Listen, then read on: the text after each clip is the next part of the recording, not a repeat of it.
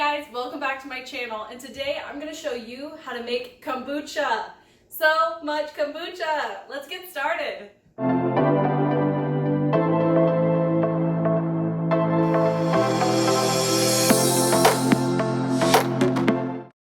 For today's recipe, you're going to need cheesecloth, a gallon glass jar, a pot to boil water in, a kombucha Scoby, and a little bit of starter. You can purchase one online like I did. I will link this one below.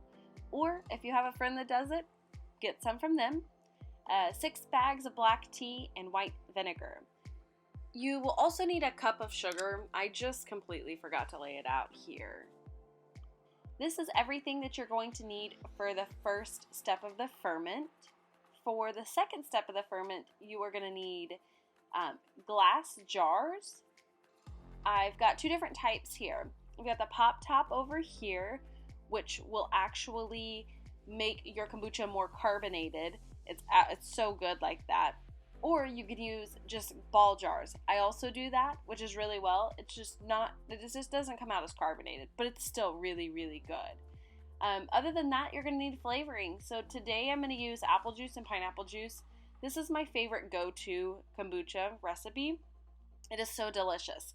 But you can put anything in this kombucha. You could put honey, you can put blueberries, you can put whatever you want. We're going to start by adding a half a gallon of water into our pot to boil.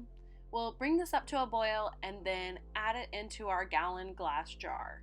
With all of the jars and anything that you use that is going to touch your Scoby, once you've washed it with soap and water, rinse it really well, but then rinse it in vinegar. That's why I added the gallon of vinegar with the things that you're going to need for this, because you want to rinse off all of that soap scum off of the bowls, off of your good jars, just anything, because that soap scum can actually harm your Scoby, and we don't want that to happen at all. So let's bring this up to a boil. Once we've brought it up to a boil, add your water to your gallon glass jar, and then go ahead and get your 6 tea bags ready, and we're going to go ahead and put those in this gallon jar. I like to pin mine on the side with a safety clip, paper clip, what is that thing called? Clothes hanger, clothes clip? I don't know. Whatever that thing is called, you know, the wood plastic things you clip things with. So clip it on the side and actually brew this tea for 10 minutes. Alright, so now that our tea is finally brewed, we're going to take those tea bags out and set them to the side. I like to let mine drain out really well, I guess, you know. And then we're going to add a cup of sugar. So any type of sugar that you like. I just use like raw, unbleached sugar. So put that in and stir it up really, really well. We don't want the sugar to chunk up or anything like that. So just mix it really, really well and make sure it's completely dissolved. Alright, so now we're going to top this off with some cool to cold water. We're going to leave about a 2-inch gap from the top because we still need to have room to put our Scoby and our starter liquid in.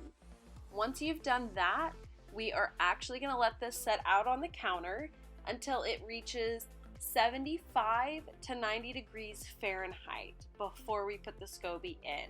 So this is just going to sit out and cool for an hour or a few hours, however long it takes, until it is at 75 degrees Fahrenheit. So now my tea is cooled down to that range to where it won't harm my Scoby. I have washed my hands and rinsed them in vinegar. So right here is actually my Scoby. This is what it is. It's not the prettiest thing, but it's slimy and it's kind of like snot. It's kind of gross, but it makes delicious tea, so we're going to go with it. So you're going to put your Scoby in your jar with your cooled down tea, along with 2 cups of starter liquid, or whatever starter that came in your package when you bought your Scoby. All the starter is just leftover tea from the previous ferment. It's going to help boost the Scoby along. So once you add your starter, you're just going to put some cheesecloth over the top, rubber band it, and then we're going to let this sit for 10 to 28 days. The longer you let it sit, the more vinegary the kombucha tea tastes. So I like mine to sit about 10 to 12 days. I'm going to go ahead and label it with some masking tape on the day I want to pull it out and start the second ferment. I like to store my kombucha above my washer and dryer. It's a little bit warmer in the house there. I mean, kombucha likes to sit at about 75 to 90 degrees. That's its perfect temperature. So we're going to put that there and let it sit for 10 days.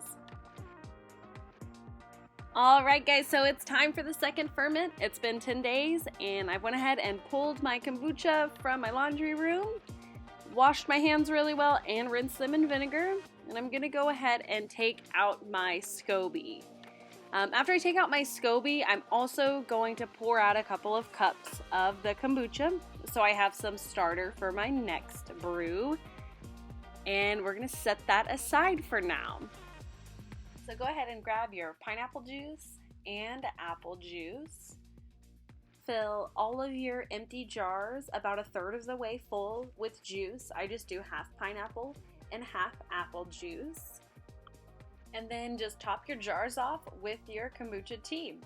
So fill it almost all the way up. I would give it about a half an inch to an inch of room, especially on that pop top style of bottle, because I will show you later. With the pop top bottles, we do have to burp them every single day because the pressure does build up in those because it's sealed so tight because we're creating a carbonated drink. In the ball jars, it doesn't do that as much, so we don't have to burp them because it does leak out. It's not a perfect sealed glass like this pop top is. So go ahead and fill these up, and then we are going to let this tea and juice sit for 1 to 3 days. Once again, that's going to change the flavor slightly. I like to let mine set 3 days. So go ahead and label yours 3 days out. And we won't forget that we've got to burp these pop-top style bottles every single day so the pressure does not build up.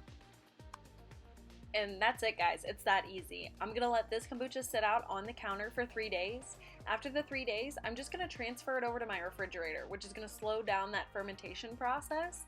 And it can store in the refrigerator for about 2 weeks is what I like to do.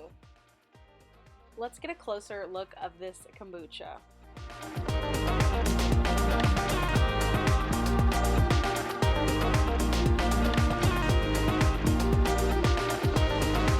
All right, guys, so that's how you make kombucha. It's super easy and delicious. I hope you enjoy it as much as we do, and you have so much kombucha you don't even know what to do with it.